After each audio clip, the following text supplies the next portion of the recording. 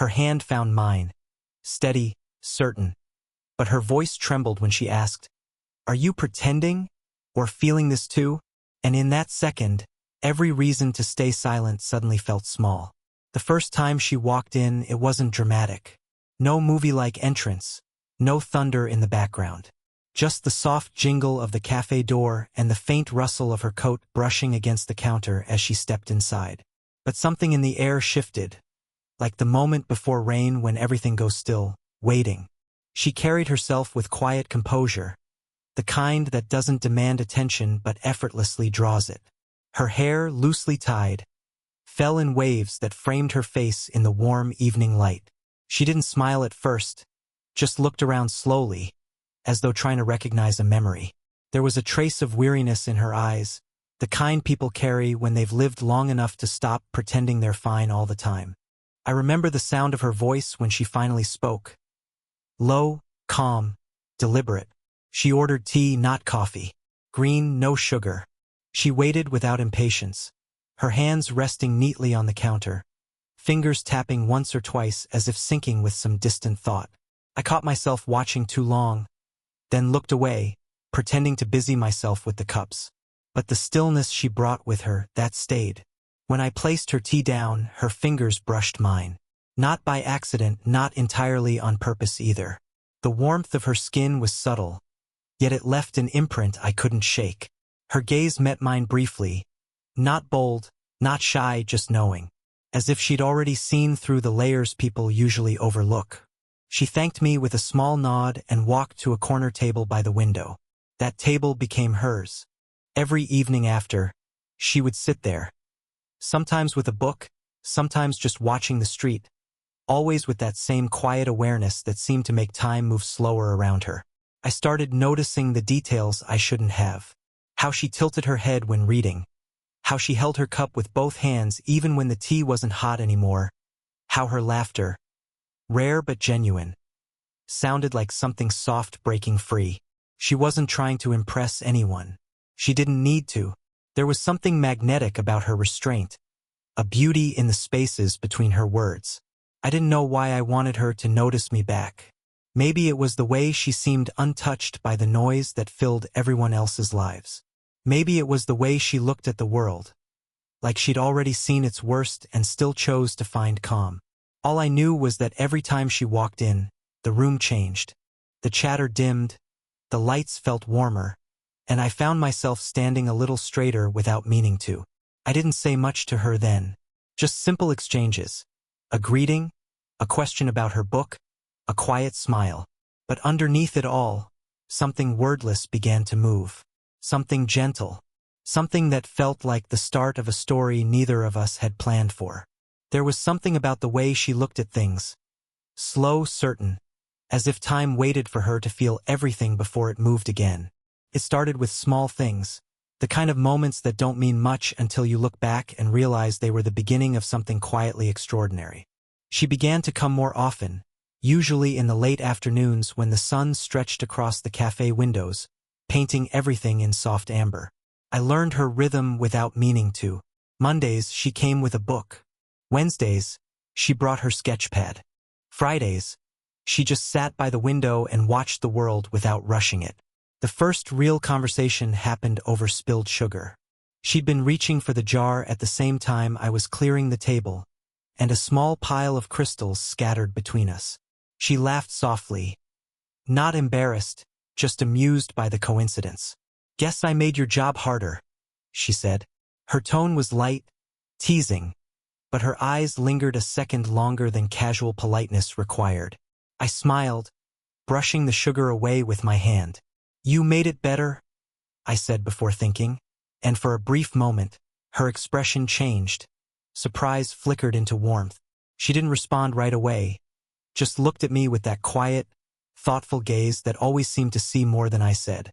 After that, it became a pattern, little exchanges stitched into the hum of daily life. She'd ask about the playlist I played in the evenings, tell me about the book she was reading, or make small comments about the rain outside. Nothing remarkable, but the way she spoke made ordinary words sound deliberate, gentle, alive. One evening, the cafe was nearly empty. She sat in her usual corner, sketching something I couldn't see. I brought her tea, and she looked up with that soft, tired smile I was beginning to crave. "You always remember," she said quietly. "Hard to forget something that feels right," I replied. Her eyes softened. She held my gaze for a moment that felt longer than it should. Then she nodded once and returned to her drawing, though I noticed her hand trembled slightly before steadying again. It wasn't flirtation, not exactly. It was something deeper, more careful. We were both circling an invisible line neither of us wanted to cross too soon. But the silence between us grew heavier, richer. It wasn't awkward anymore. It was full. Sometimes, she'd stay after closing time, finishing her tea while I wiped the tables. The soft scrape of chairs, the smell of coffee grounds, the dim light against her skin. All of it etched itself into memory. I didn't realize then that I was memorizing her. The sound of her sighs, the calm in her movements, the way her eyes softened when she looked out the window as if waiting for something that never came. There was no rush, no declaration. Just the gentle unfolding of two people who started to recognize themselves in the spaces between each other's words. It wasn't what she said. It was how silence filled the spaces after, soft and familiar, like the pause between heartbeats. It happened one evening when the cafe was quieter than usual. The rain outside had turned into a soft, steady rhythm against the windows, blurring the world beyond into silver streaks. She was the only customer left, sitting in her corner with a half-finished cup of tea and a distant look in her eyes. I almost didn't approach. Something about her stillness felt private. But she looked up just as I passed, and for once her smile didn't quite reach her eyes. "Long day?" I asked softly. She hesitated, then nodded, her fingers tracing the rim of the cup. "Long year, maybe," she said with a quiet laugh that didn't hide the exhaustion behind it.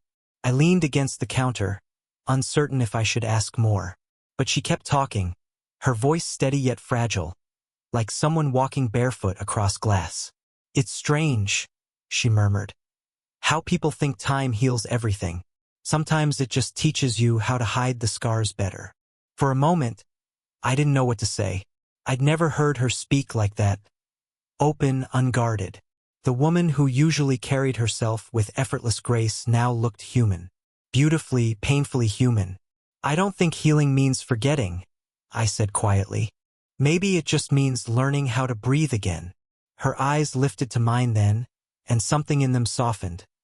Not because she agreed, but because she didn't expect me to understand. She studied me for a long moment before speaking again. "You're too young to talk like that," she said. But there was no teasing in her tone, only curiosity. "Maybe," I replied, "or maybe some people just learn early." Silence followed, but it wasn't uncomfortable. The rain filled it, gentle and steady. She looked away, smiling faintly to herself, as though realizing she'd let her guard slip too far. Her hand moved to gather her things, but paused halfway, like part of her didn't want the moment to end. When she stood to leave, she brushed past me near the counter. Her hand accidentally touched my forearm. Light, fleeting, but enough to leave warmth in its wake. I didn't move. Neither did she. "I didn't mean to talk so much," she said softly, looking down. "I'm glad you did," I answered. For a brief second, she looked at me, really looked, and I saw it. The quiet storm she carried, the fear of being seen, and the relief of not having to hide for once. Then, as quickly as it came, she smiled again, that practiced, graceful smile she wore so well, and walked toward the door. The bell above the frame chimed as she stepped out into the rain. I watched her go, her figure fading into the mist, and for the first time, I realized I wasn't just drawn to her calm. I was drawn to what it was protecting. She talked like someone who had learned to survive storms, but still missed the sound of rain. The night it happened, the cafe was empty except for us. It was later than usual, the kind of late where even the lights outside the window seemed tired. She had stayed behind again, sketchbook open but untouched, her thoughts clearly somewhere else. I was wiping the counter, pretending to be busy, but truthfully, I was only waiting for her to speak. She finally did, without looking up. Do you ever feel like you're standing still while everyone else is moving on? Her voice was soft, almost lost beneath the low hum of the fridge. I dried my hands slowly, unsure how to answer.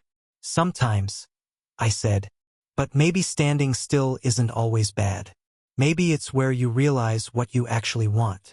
That made her smile. Not the polite kind she gave customers, but something smaller, more real. She turned to face me, chin resting on her hand. And what do you want? I didn't answer right away. The truth was too close, too obvious. She waited, her eyes steady, patient, unreadable. I don't know yet, I finally said, though the lie sat heavy on my tongue. She laughed softly, shaking her head. You do. You're just afraid to say it. I looked at her then, really looked. The dim light caught the curve of her cheek, the faint silver in her hair, the tired grace that made her look both older and somehow timeless. There was a calm in her that both soothed and terrified me, because I knew how easily I could lose myself in it. The rain began again outside, gentle and rhythmic. She turned her gaze toward the window. I walked over, drawn by something invisible but certain. Standing beside her, our reflections overlapped faintly in the glass. Two outlines close enough to touch but still separated by hesitation. She pointed to the streetlights outside. I love how the rain makes everything softer, she whispered. Even the sharp things. I nodded, watching her profile, the way her lips barely moved, the quiet steadiness in her breath. I don't know why I did it. Maybe instinct, maybe something deeper, but when her hand rested on the edge of the table, mine found it. It wasn't a bold move, just a quiet meeting of warmth and skin. For a second, she didn't react. Then, slowly, her fingers shifted, resting lightly on top of mine. The room felt smaller then, or maybe it was just quieter. Every sound, every heartbeat, every breath became amplified. I could feel the soft tremor in her hand, and I knew she felt mine. Neither of us spoke. We didn't need to. The silence said everything, the wanting, the fear, the undeniable pull. When she finally looked up at me, her eyes weren't questioning. They were searching, as if trying to find out if what she felt was real or just imagined. I held her gaze, unable to hide anything anymore. Her hand didn't pull away, and suddenly, the world became smaller. Just breath, warmth, and the weight of everything unspoken. The moment hung between us. Fragile, suspended, and unbearably quiet. Her hand still rested on mine, fingers unmoving, warmth steady. Outside, the rain softened into a drizzle, tapping gently against the window like it, too, was afraid to break the silence. I could feel her pulse, faint, uncertain, but there. She was the first to move. Her thumb brushed lightly over my knuckles, a touch so small it could have meant nothing, but everything inside me shifted. She looked at our hands, then at me, and I could see the question forming long before she spoke it. Are you pretending? She whispered. Or feeling this too? The world seemed to stop right there. No music, no street noise, no hum of the coffee machines. Just her eyes, searching, unguarded, trembling with something raw. My throat tightened. I wanted to speak, to tell her what this was doing to me. How every time she walked in, something inside me settled and came undone all at once. But the words wouldn't come. Maybe because saying them would make them real. She gave a quiet laugh, the kind people give when they're trying to hide how much they care about the answer. You're quiet, she said softly. That's not a good sign. I shook my head, forcing a breath. It's not that, I managed. It's just, I don't want to say the wrong thing.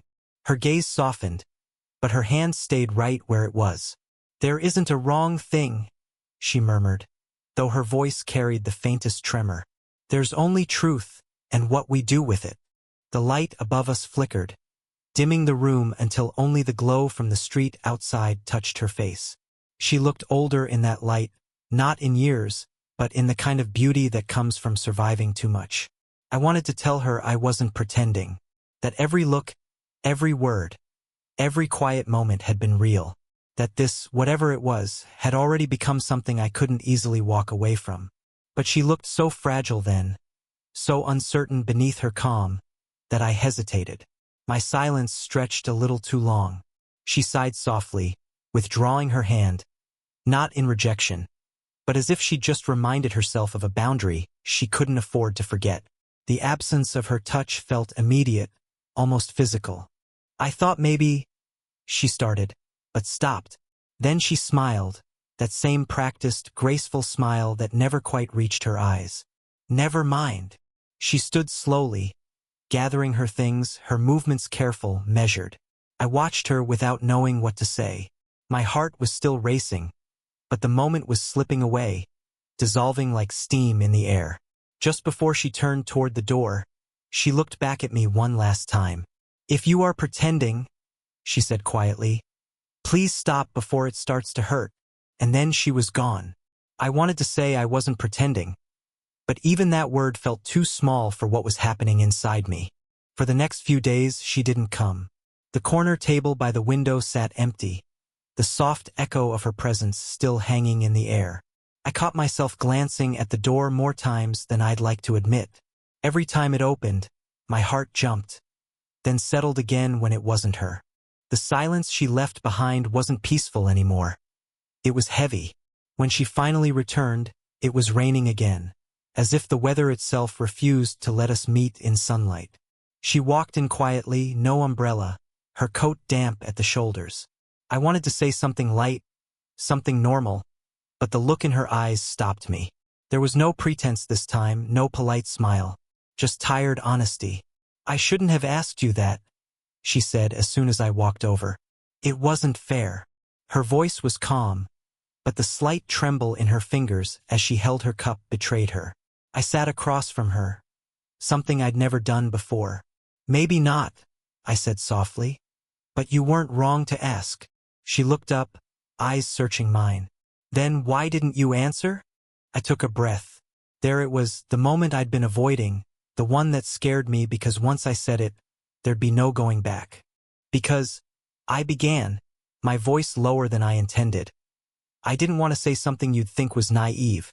I didn't want you to think I was just caught up in something fleeting." Her eyes softened, though she said nothing. "I feel something when I'm around you," I continued, each word heavy but certain. "It's not loud or dramatic. It's quiet. Like I've known you longer than I have. Like the world slows down just enough for me to breathe." For a long moment, she didn't respond. Then she smiled faintly, the kind of smile that breaks a little before it forms. "You don't understand what you're saying," she whispered. "People your age don't fall like this. Not for someone like me." I shook my head. "Then maybe I'm not people my age." She let out a quiet laugh, but her eyes glistened. She tried to look away, but a tear slipped down before she could hide it. I wanted to reach out, to touch her hand again, but I stopped myself. "I'm not afraid of feeling this," I said gently. "I'm just afraid you'll never believe I mean it." Her eyes met mine again, and something shifted. The distance between us wasn't just physical anymore. It was trust breaking open. She exhaled slowly, shoulders lowering, her guard cracking just enough for me to see the truth beneath her composure. "I've spent years trying not to feel," she admitted. "And you make it hard to keep pretending I'm fine." The rain outside deepened, tapping against the glass like a heartbeat. Neither of us moved. Maybe it was reckless, but in that moment, I wanted to be the reason she stopped doubting what she deserved. The next morning, the world looked softer. Not brighter, not clearer, just quieter. The kind of quiet that follows after a storm, when everything feels heavier but somehow cleaner too. She came again, this time before the cafe opened. I was still setting up, the lights half on, the smell of freshly ground coffee drifting through the air. When I saw her standing by the door, I didn't ask why. I just unlocked it. She stepped inside without a word. Her hair was still damp from the morning drizzle, her coat folded neatly over her arm. There was no distance in her eyes this time, no pretense, no hesitation, just calm resolve. "I didn't sleep," she said quietly. I nodded, unsure if she wanted me to reply. She glanced toward her usual seat, then changed her mind and walked straight to the counter where I stood. "What you said last night," she began. "It's been playing in my head, over and over." She paused, taking a slow breath. "You said it felt quiet. That's what scared me most. Because that's how it feels for me too. Quiet, steady, and too real to dismiss." I didn't say anything. Sometimes words make moments smaller, and this one didn't deserve that. She looked down at her hands, her voice dropping lower. "I've spent years convincing myself that love should be sensible, that I should only want what makes sense.